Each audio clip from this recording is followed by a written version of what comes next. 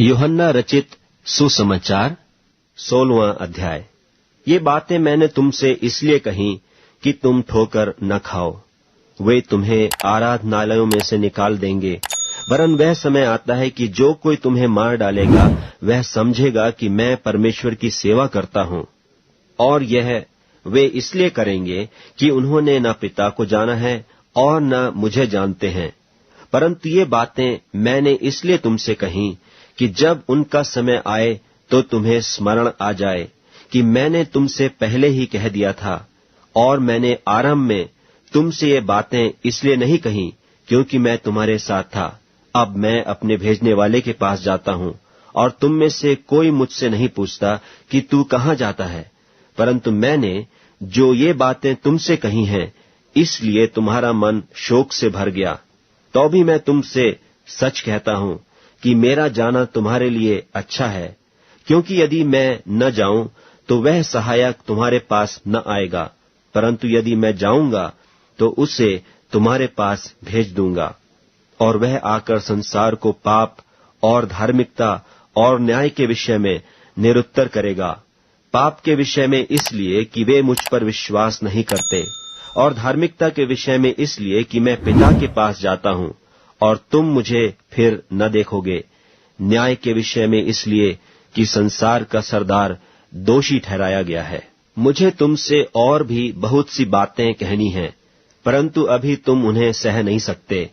परंतु जब वह अर्थात सत्य का आत्मा आएगा तो तुम्हें सब सत्य का मार्ग बताएगा, क्योंकि वह अपनी ओर से न कहेगा, परंतु जो कुछ सुनेगा वही कहेगा, और आने वाली बातें तुम्हें बताएगा।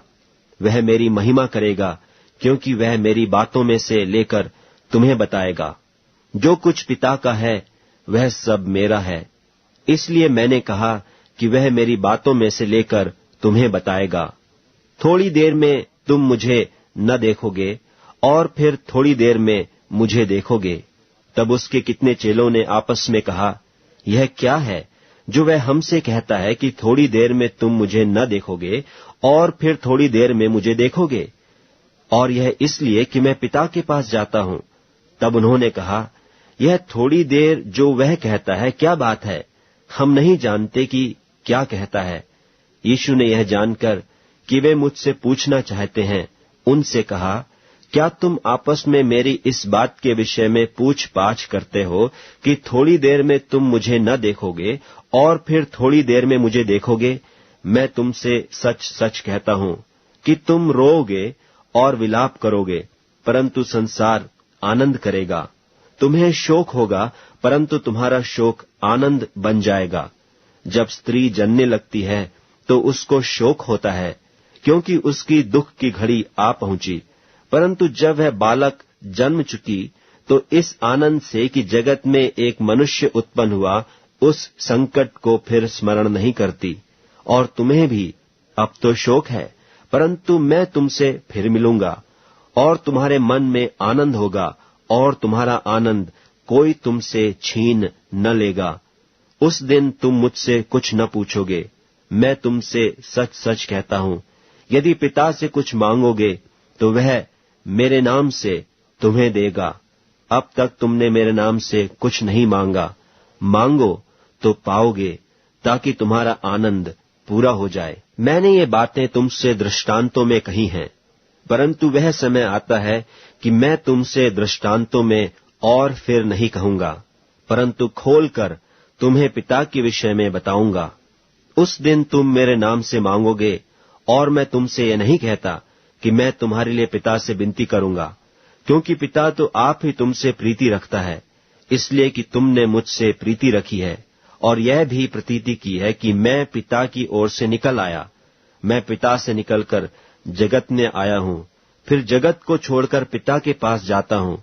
उसके चेलों ने कहा, देख, अब तो तू खोलकर कहता है और कोई दृष्टांत नहीं कहता। अब हम जान गए कि तू सब कुछ जानता है और तुझे प्रयोजन नहीं कि कोई तुझसे पूछे। इससे हम प्रतीति करते हैं कि तू परमेश्वर से निकला है।